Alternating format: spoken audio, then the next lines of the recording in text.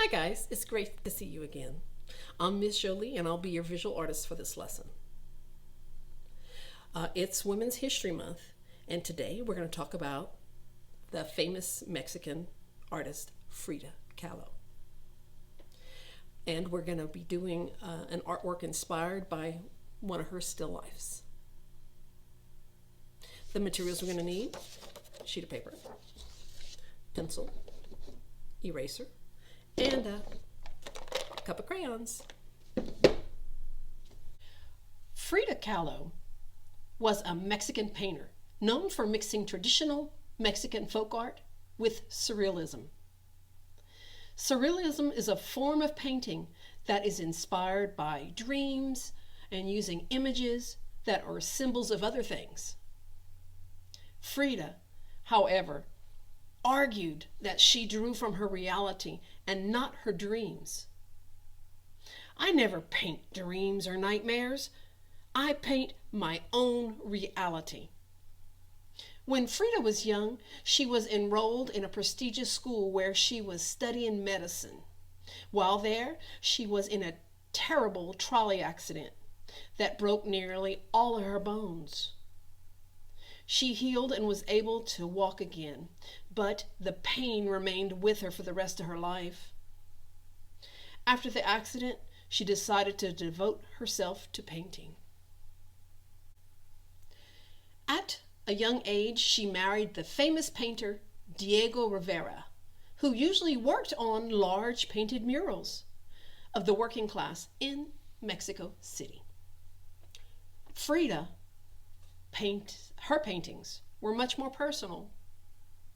She painted many self-portraits and many works about her heritage. Frida had monkeys, dogs, a deer, a variety of birds. Some of these birds included parakeets, macaws, hens, and sparrows. However, the bird she most often painted was her parrot named Bonito. She was also photographed with her pet eagle, Gertrudis Capablanca. This is Frida's house.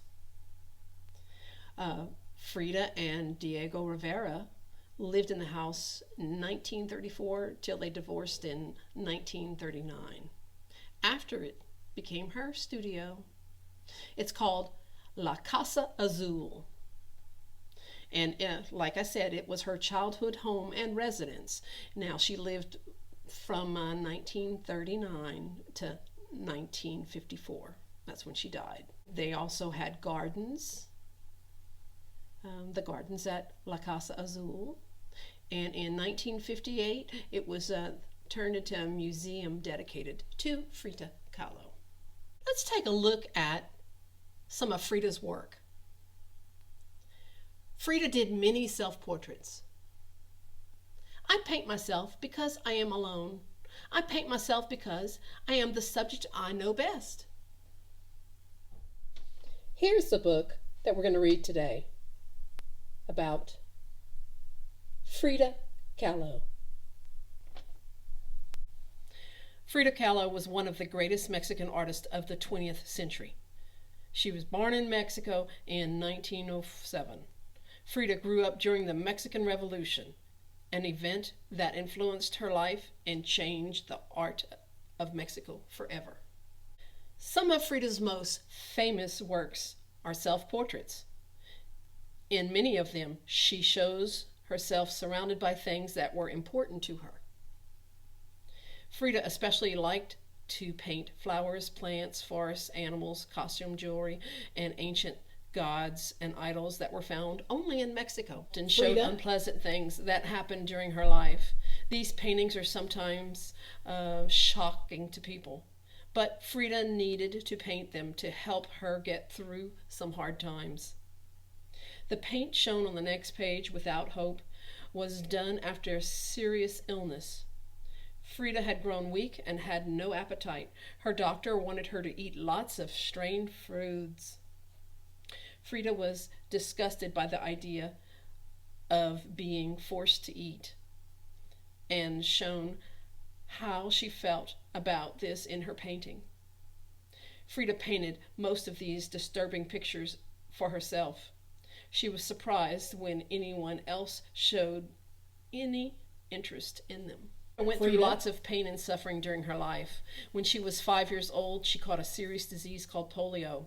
She got better, but the disease left her right leg thin and weak. To help improve her leg, Frida's parents got her to do lots of physical activities, including soccer, swimming, bicycling, and even boxing. Nothing seemed to help, though. Kids in the neighborhood started calling her Frida Pegleg. Frida wore long dresses and pants to hide her leg.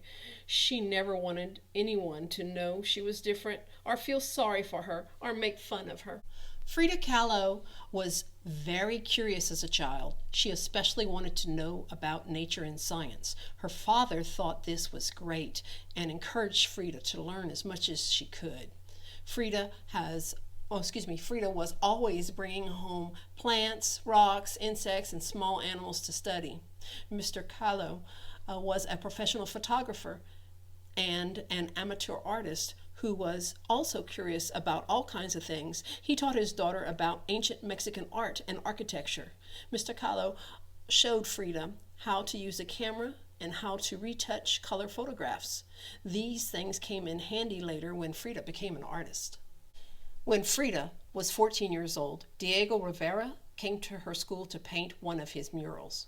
In high school, Frida was known as a troublemaker.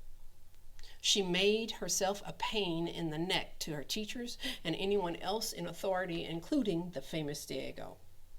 Frida played tricks on Diego and called out names like, "Oh, fatso," while he was trying to work. Frida wasn't at all interested in art until a very bad thing happened to her. One day on the way home from school, the bus she was riding got into a terrible accident. Some people were even killed. Frida was badly injured and had to spend months in bed. Her bones never really healed properly. She had lots of pain and had to have many operations during her life. It was at a time that Frida decided to take up art. She was bored lying in bed and needed something to do. Frida borrowed her father's paints and brushes. Her mother had a special easel made so Frida could work. While she was laying on her back, Frida started to paint portraits of her friends, family, and the subject she knew best, herself. At first, Frida was her own teacher. She studied her father's art books and copied the paintings of great European artists like Botticelli and Modigliani. But soon, just like the Mexican mural artists, Frida became more interested in the folk art of her own country. Frida loved the energy of these works of art and the simple stories they told. These paintings and prints seemed filled with the magic that many people in Mexico felt was a real part of their everyday lives. She found a mysterious power in religious paintings and ancient Mexican Indian art. Frida began to include her own paintings, the things that she discovered in Mexican folk art. Frida enjoyed painting. It made her feel better. Soon she felt well enough to get around again. Frida made up her mind when never to let her pain and injuries get in the way of having fun. She kept working on her paintings, got together with friends, and went to a lot of parties. At one party, she was introduced to Diego Rivera. He didn't remember Frida because she was grown up now and looked much different. Diego did remember her, though, a few days later when she came to see him while he was painting on one of his murals. Frida wanted to show Diego some of her artwork to see what he thought.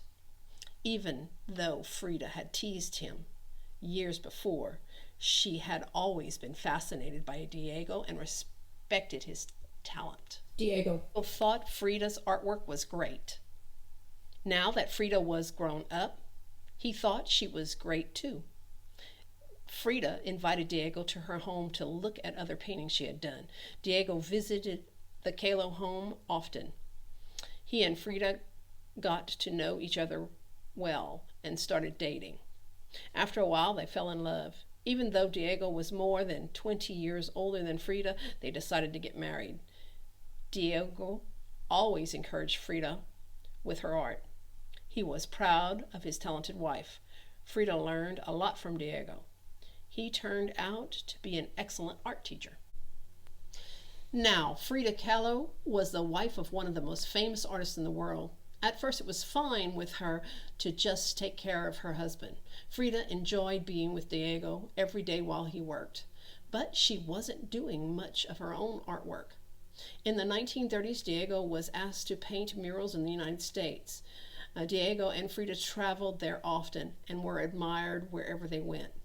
They looked great together and were fun to be around. Frida and Diego were always being invited to the parties of the rich and famous people.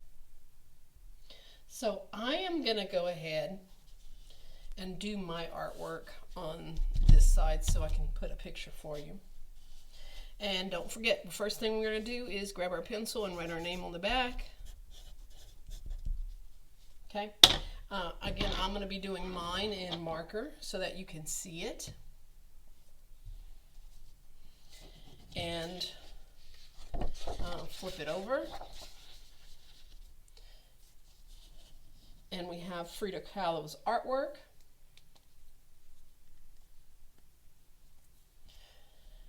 The first thing we're going to do is we look at the fruit. What is in the middle of our artwork? It looks like that orange. And what shape is that orange? What shape is that orange? A circle shape. So let's go ahead and find a circle on our page.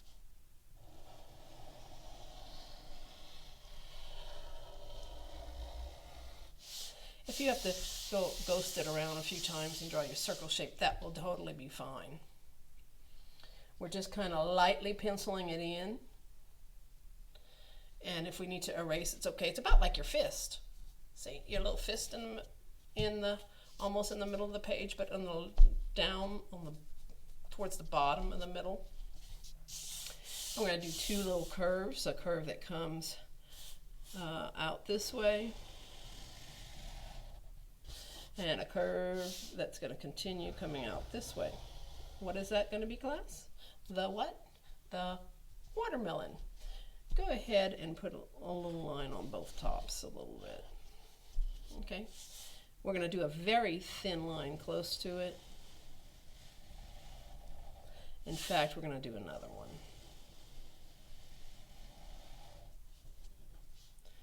So we do one thin line close to it. Oh, this side can be a little thicker because it's a little close.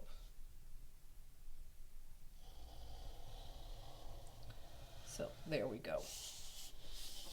There we go. And then we have, we're going to, normally if it's a straight cut, we'll go straight across. But it looks like maybe somebody took nibbles on it. Maybe the bird took nibbles in it. Maybe that bird is Benito. Remember Benito? Benito was her favorite bird. And let's see, he'd be back here. And let's see, I'm going to go ahead and put a wing. What shape would a wing? It's almost like I'm doing an oval here, but I'm not going to go all the way. See, almost like maybe I'm doing a chili pepper. See in the picture? Maybe I'm doing a chili pepper.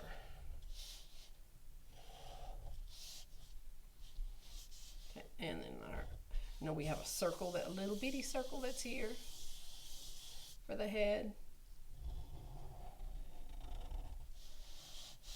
Little bitty circle. I'm not going to do the whole because it'll show. And a little V that's kind of curved. Little V that's kind of curved. And that's going to be his beak. And I'm going to bring it all the way around. Okay. And then I'll bring another bottom half. It's going to be his beak. Then it has like a little curve on top of it. Now find a little spot to put an eye. Now remember that ellipse or the almond shape? We're going to go ahead and put a little almond shape right there. That's going to be our bird's eye.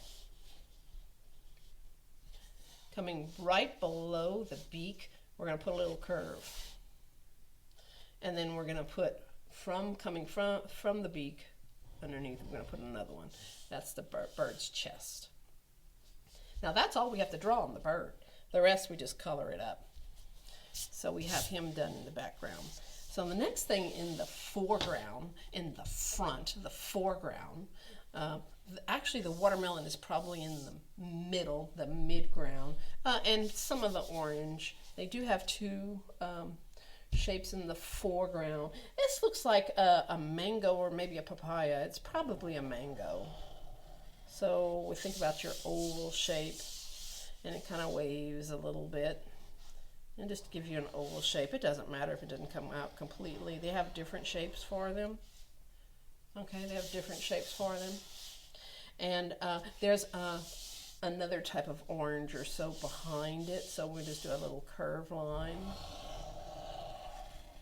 I chose this one because it was one of the easy ones that we could work with within our time frame. And don't forget the underneath behind it. So it's going to do a little curve right in here, a little curve to finish it off.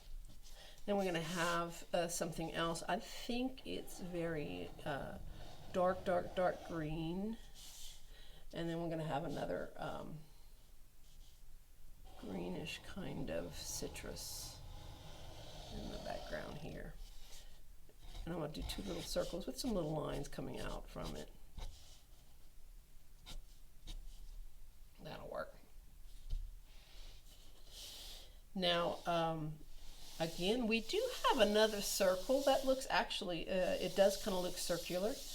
Our orange up here has our little circle in the middle. Go ahead and put an X underneath it. That'll work. But then we have a little circle that's above it, kind of like a circle. This is where somebody has sliced our orange. And we can see some lines coming out our orange. I'll just go ahead and bring it around. That's where our orange is. Let's see. Somebody has sliced our orange. So let me go ahead and put another little line coming across. Oh, let's see. It doesn't matter if you mess up. It's okay. It'll look like an orange as we're working with it. And let's see, we do another curve coming out here. That'll work. Now we'll put some seeds and such in both the watermelon and the orange a little later. So we have another very, very small kind of orangey fruit. It kind of reminded me of a strawberry, but it didn't quite look like one. It does have like a little zigzag going around it, so you can put like a little zigzag, and it does have some little specks on it, so you can put some little spots on it. But this will be kind of orangey. The one right next to it looks like it's a plum. So here's my shape again. It's another circular shape, you know. Another circular shape. And if you want to go ahead and put an X, yeah, I'll do an X with you. Now, there is one hiding behind here. See how we do the ones that are towards the front, towards the foreground, and then the midground, and then the bird is in the background. So we don't draw him until after we get the ones in front of him done. And underneath here, I guess we could do it there. And I'm going to just draw two little circles. Now on this one, the one underneath is on top. However, sometimes I put it the other way. This one's in front, and the looks like a dragon fruit that's in the back behind, in front of the bird. Or the birds kind of might be perched on it. Let's see, a curve and another curve. That makes a great belly button. All right, so here we go. Now, I want you to think about putting 6 or 7. What did I say? 6 or 7. I see the little dragon fruit back there. I'm going to put some 6 or 7 little X's or asterisks, see, or little stars. If you know how to make stars, you can make stars. Okay, or if you want to do an X with a plus sign on top of it, that's an asterisk. Okay, or just an X or pluses, that will still work. So here I go with my X's.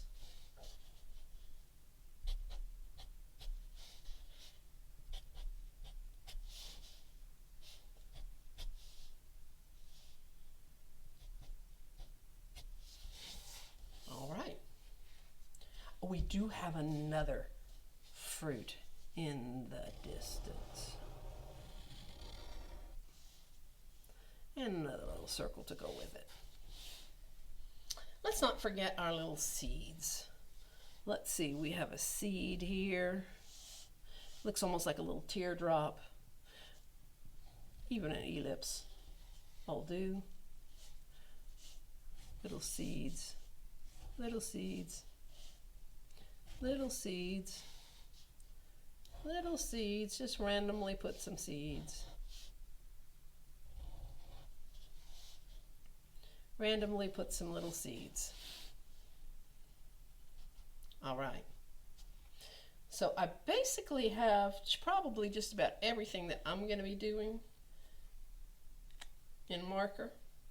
The rest will all be done with my crayons. So I have my little cup of crayons. I like to use crayons over and over and over again till there's nothing left. Oh, let's put our top of our page and our bottom of our page. I'm guessing this was on a table. So here's my, I could almost say horizon line. It goes across. And the top of it, see, that's why I usually keep these little pieces, because the top, I'm going to just go ahead and lightly do that all around after I get my other colors in. And that way I don't have to put it too dark. Sometimes it can be the sky. In this case, I don't think it was the sky. It could have been. Benito followed her everywhere, in the house, outside. This was a little dark to be outside. All right, I'm going to go ahead and grab the red. And you see how I have my seeds? I'm going to go ahead and trace around. Now, I don't have to go too close. Around each one of my seeds. Show you how to do that little trick. Trace around each one of my seeds. I am going to color my seeds black, but I'm going to trace around each one of my seeds. After I have all my seeds traced, I'm going to go back and put a few more that aren't there.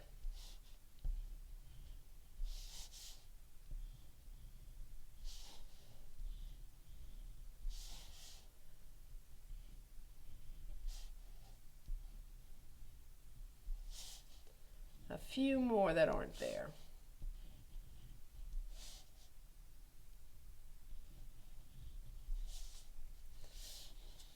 Now, a little later, I'm going to come in with the black. I'm not going to do black yet. I'm going to put my crayon down. I will be using it again, but I'm going to get a little brown ever so slightly and just do the bottom curve, a bottom curve. Ooh.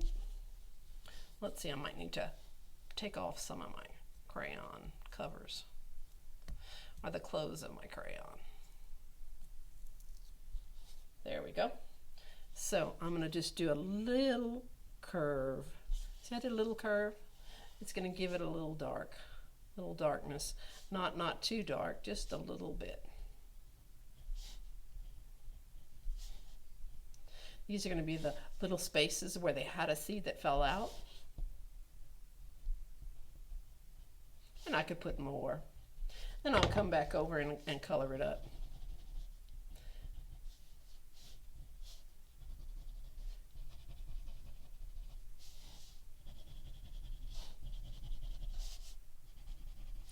Now with this, since we're going to be using black,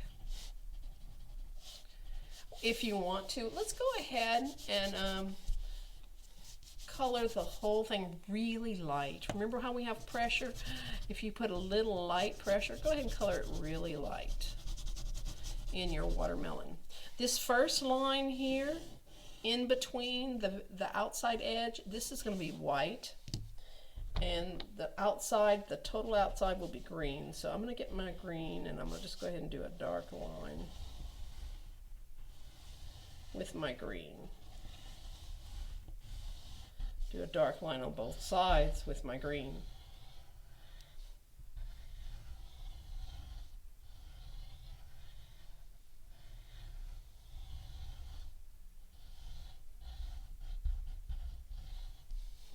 Okay, and then I'll grab my white and do it on the in-between, put my white in there. That way it's kind of holding the place against the paper. It's okay if you touch a little green and it pulls it through. Green and red won't matter that much in there because it does kind of like mesh in between.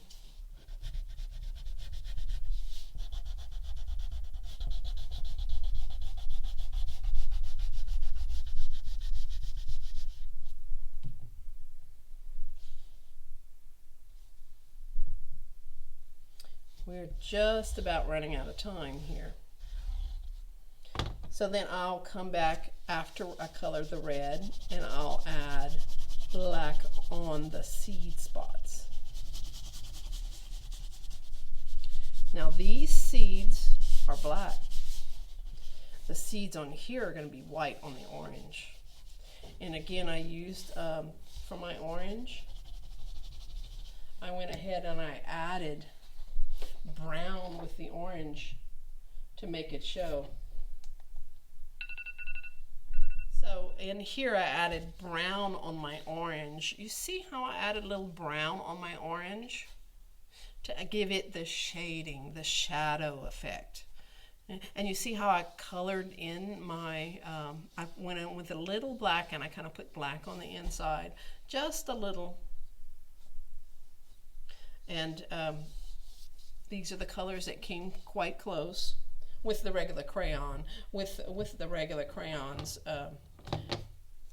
Basically all these colors.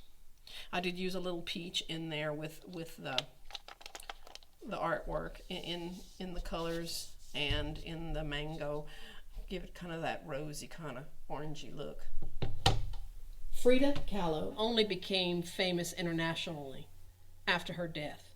Her paintings are instantly recognizable because of their bright colors and symbols of Mexican culture, and have been sold for millions of pounds around the world.